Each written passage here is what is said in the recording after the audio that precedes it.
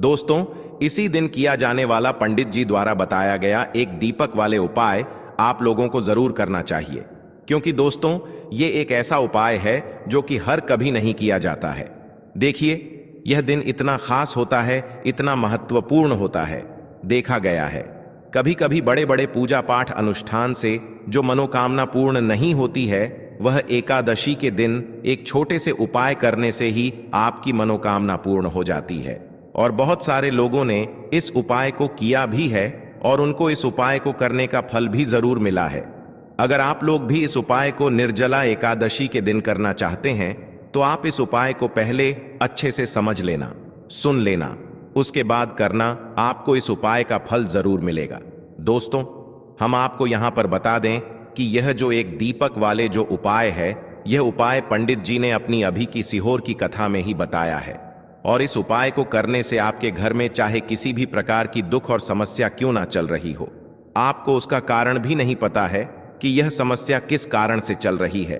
उसका कुछ भी कारण हो सकता है, जैसे पितृदोष हो सकता है या किसी भी तरह का मंगल दोष भी हो सकता है, और भी बहुत तरह के दोष होते हैं, कुछ भी हो सकता है। पर आपको इस उपाय को करने के लिए अपने दोष को पता लगाने की भी जरूरत नहीं है। आपके घर में किस कारण से इतनी दुख और परेशानी आ रही है, वह भी आपको पता लगाने की जरूरत नहीं है।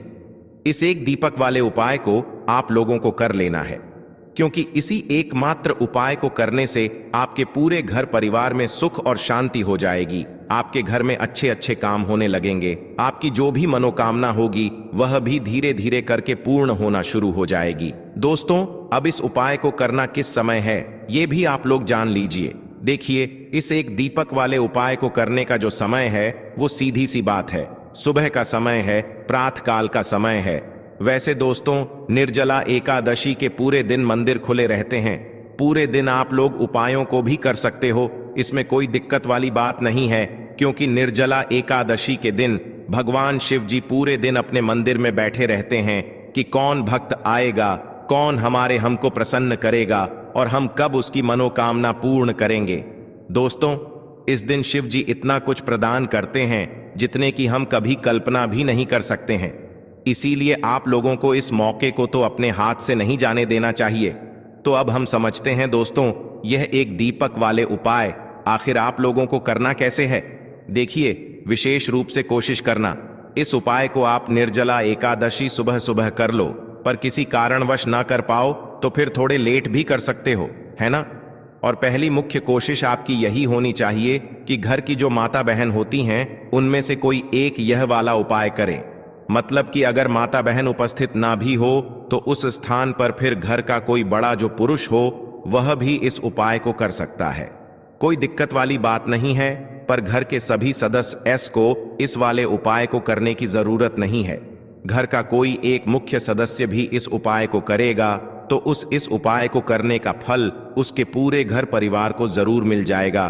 तो देखिए, एक दीपक वाले उपाय है तो सीधी सी बात है कि इसमें हमें एक दीपक की तो आवश्यकता पड़ेगी ही पड़ेगी। तो देखिए, अगर आप यह एक हल्दी वाला दीपक एकादशी वाले दिन अपने घर में जला देते हैं तो देखिए, निर्जला एकादशी का जो दिन है इसकी महिमा कुछ ऐसी है कि जो व्यक्ति एकादशी के दिन में शिव जी को प्रसन्न करने के लिए पूजा करता है, उपाय करता है, शिव जी बहुत जल्दी अपने उस भक्त से प्रसन्न हो जाते हैं।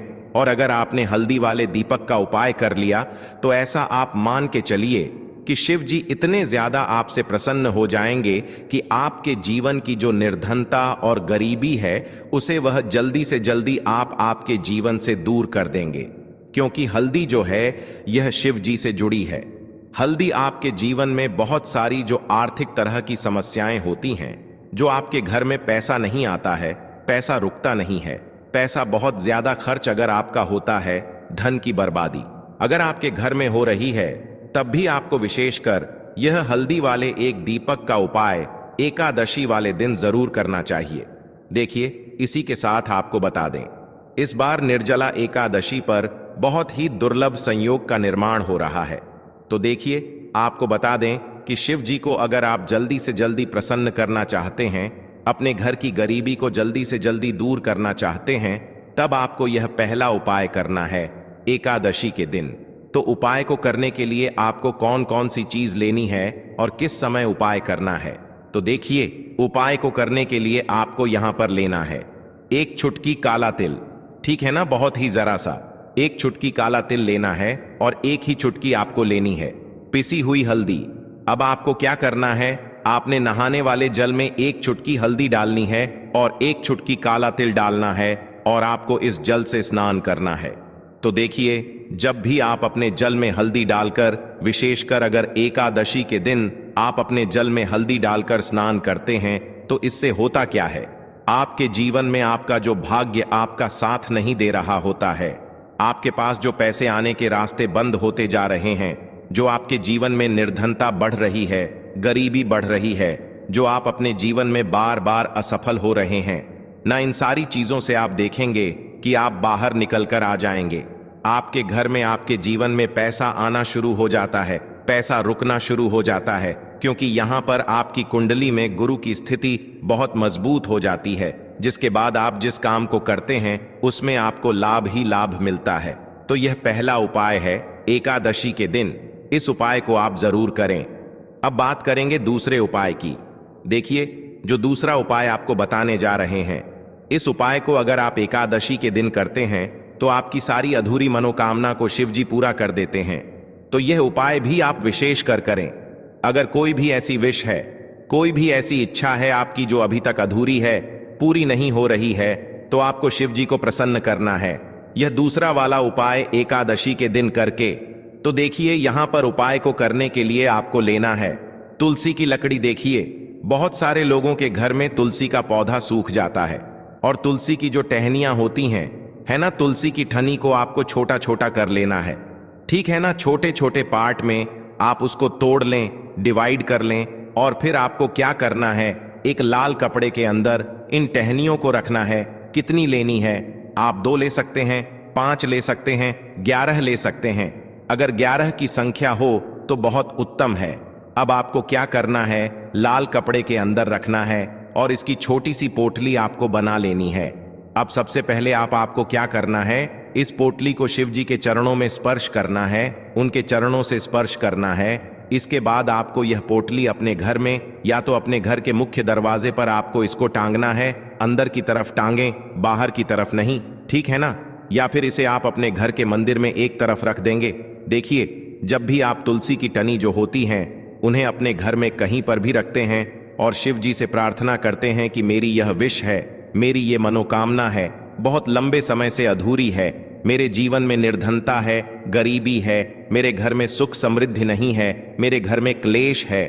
तो जिस प्रकार की भी आपकी समस्या होती है, जो भी आपकी मनोकामना होती है, उसे शिव जी पूरा कर देते हैं और आपकी जीवन की निर्धनता और गरीबी तो कोसों आपके जीवन से दूर हो जाती है। जब भी आप तुलसी की लकड़ी का यह छोटा सा उपाय कर लेते हैं एकादशी के दिन, एक चीज आपको बिल्कुल ध्यान रखनी है कि तुलसी का पौधा अगर आपके घर में सूख गया है, तब आपको एकादशी के दिन उसकी लकड़ियों को नहीं निकालना है, क्योंकि एकादशी के दिन तो तुलसी की पत्तियों को भी नहीं तोड़ा जाता है। यह चीज विशेषकर आपको ध्यान रखनी है, ठीक है ना। तो पहले से ही आप तुलसी के पौधे की अगर आपके पास टहनियां हैं, तभी ये उपाय आप करें। दूसरी चीज कि जिनके घर में तुलसी का पौधा हरा भरा है ना, बहुत सारे लोगों के पौधे सूख गए जाड़ों में, लेकिन बहुत सारे लोग बहुत अच्छे से रखते हैं और किसी किसी के घर में तुलसी का पौधा सूखता नहीं है। तो उन्हें क्या करना है, उन्हें तुलसी के 2 पत्ते लेने हैं, ठीक है ना, तुलसी के 2 पत्ते लेने हैं और आपको जब भी आप शिव जी को भोग लगाते हैं वैसे आप लगाते ही हैं हर बार अपने घर में तुलसी के पौध पत्तों के साथ। लेकिन एकादशी के दिन विशेषकर आपको तुलसी के 2 पत्ते शिव जी को उनके भोग में अर्पित करने हैं। जो भी आप उन्हें भोग लगाते हैं, जिस चीज का भी, उसके साथ आपको तुलसी के 2 पत्ते जरूर शिव जी को अर्पित करने हैं। एक चीज ध्यान रहे, भूलकर भी आपको इस दिन चावल खाने नहीं है और चावल का भोग भूलकर भी आपको किसी भी देवी देवता को नहीं लगाना है, ठीक है ना, क्योंकि चावल खाना इस दिन महापाप होता है। ऐसा बिल्कुल भी ना करें, भूलकर भी आपको यह चीज नहीं करनी है। तो देखिए, जब भी आप तुलसी के 2 पत्ते शिव जी को अर्पित करते हैं, उनके भोग में उन्हें देते हैं, तो इससे क्या होता है कि शिव जी आपसे बहुत ज्यादा प्रसन्न हो जाते हैं और आपके जीवन के चाहे जिस तरह के भी दुख हो, फिर आप अपने जीवन के वो दुख अगर शिव जी से कहते भी नहीं हैं ना आपके बिना कहे ही आपके जीवन के सारे दुखों को वो दूर कर देते हैं। चलिए अब बात कर लेते हैं।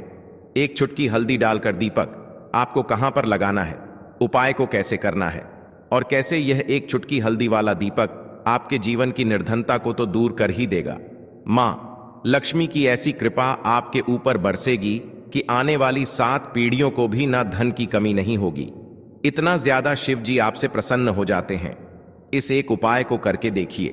पहली चीज आपको बता दें कि हल्दी जो है यह आपके जीवन में बहुत सारी अच्छी अच्छी चीजों को लेकर आती है, जैसे कि पैसे को बढ़ाने का काम करती है और आपके घर में धन आने के स्रोत अगर बंद हो गए हैं, धन आने का रास्ता अगर आपके घर में बंद होता जा रहा है, उसे खोल देती है। क्योंकि आपके घर की नेगेटिव एनर्जी है, नकारात्मक ऊर्जा है, बुरी शक्तियां हैं, इन सारी चीजों को हल्दी दूर कर देती है। क्योंकि जहां पर हल्दी होती है वहां पर ये सारी चीजें रहती ही नहीं है। तीसरी चीज, हल्दी शिव जी से जुड़ी है, तो शिव जी आपसे तुरंत प्रसन्न हो जाते हैं। जब भी आप हल्दी का कोई उपाय करते हैं तो आपको पिसी हुई एक चुटकी हल्दी लेनी है और ये एक चुटकी पिसी हुई हल्दी आपको दीपक के अंदर डालनी है। शुद्ध देसी घी का दीपक आप तैयार करेंगे, गोल बाती लगाएंगे और फिर उसके अंदर एक चुटकी हल्दी आपको डालना है। अब देखिए, ये हल्दी वाला दीपक आपको लगाना कहां पर है। ये दीपक अगर आपके घर में तुलसी जी का पौधा हरा भरा है और तुलसी का पौधा है, तब तो आप तुलसी जी के पौधे के पास लगाएंगे। बहुत सारे लोग हैं जिनके घर में अभी तुलसी का पौधा नहीं है।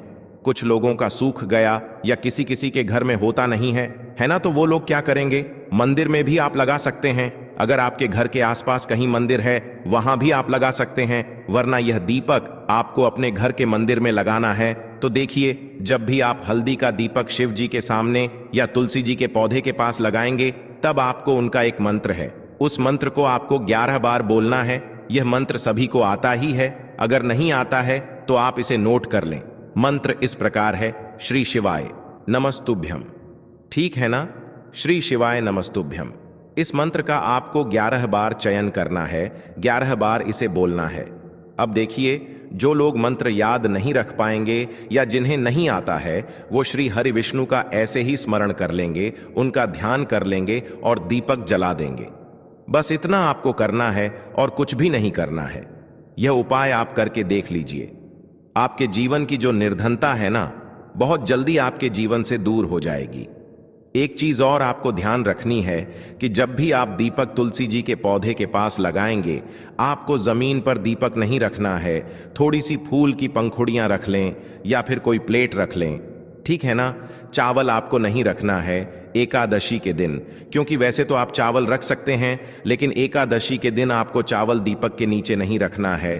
तो इस तरह से जब आप उपाय करते हैं, पूजा पाठ करते हैं, पूरी सच्ची श्रद्धा के साथ करते हैं, श्री हरि विष्णु के ऊपर विश्वास रख करते हैं, तो आपकी जितनी भी मनोकामनाएं होती हैं ना, जितनी भी निर्धनता होती है, उसे श्री हरि विष्णु दूर कर देते हैं और हमेशा आपके जीवन में, आपके घर में माँ लक्ष्मी वास करती हैं।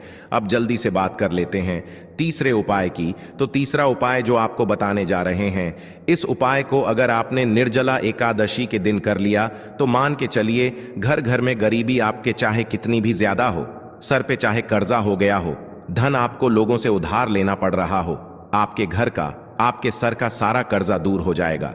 घर की सारी निर्धनता, गरीबी दूर हो जाएगी और आपके घर में माता लक्ष्मी का वास होगा, स्थायी रूप से। स्थायी रूप का मतलब है माता लक्ष्मी कभी भी फिर आपके घर को छोड़कर नहीं जाएंगी। तो बहुत ही सरल उपाय है। आपको करना क्या है, आपको निर्जला एकादशी के दिन, ठीक है ना, क्या करना है, आपको खीर बनानी है, ठीक है ना। निर्जला एकादशी के दिन खीर बनानी है और अगर आपके पास थोड़ा सा इलायची है तो आपको क्या करना है, वो इलायची खीर में डालनी है, उसके दाने खीर में डालने हैं। इससे क्या होगा, इलायची की जो खुशबू है वो खीर में अच्छे से समा जाएगी और माता लक्ष्मी को जितनी भी सुगंधित वस्तुएं होती हैं, उन्हें वो सुगंधित वस्तुएं बहुत ही प्रिय होती हैं। माता लक्ष्मी स्वयं चल करके उस घर में आती हैं। जो व्यक्ति सुगंधित कोई भी वस्तु का पाए, माता लक्ष्मी की पूजा में कर लेता है। तो जब यह खीर आप बनाएंगे, शाम के समय में अपने घर में पूजा करेंगे और माता लक्ष्मी को आपको यह इलायची वाली खीर अर्पित करनी है। यह उपाय इतना अचूक है, जो व्यक्ति इस उपाय को कर लेता है, उसके घर की निर्धनता चाहे कितनी भी बड़ी क्यों ना हो, उसके घर में चाहे कितनी भी गरीबी क्यों ना हो, उस बड़ी से बड़ी निर्धनता को और गरीबी को भी दूर होने में समय नहीं लगता है, क्योंकि इतना ज्यादा अचूक उपाय है। यह इलायची वाली खीर का माता लक्ष्मी, समझो, तुरंत की तुरंत प्रसन्न हो जाती है। जो व्यक्ति निर्जला एकादशी के दिन इलायची वाली खीर माता लक्ष्मी को अर्पित कर देता है, तो अगर आपकी भी कोई ऐसी विश है, मनोकामना है, धन से जुड़ी समस्याएं हैं, तो आप निर्जला एकादशी के दिन अपने घर के मंदिर में माता लक्ष्मी को खीर का भोग जरूर लगाएं। तो आज की वीडियो में बस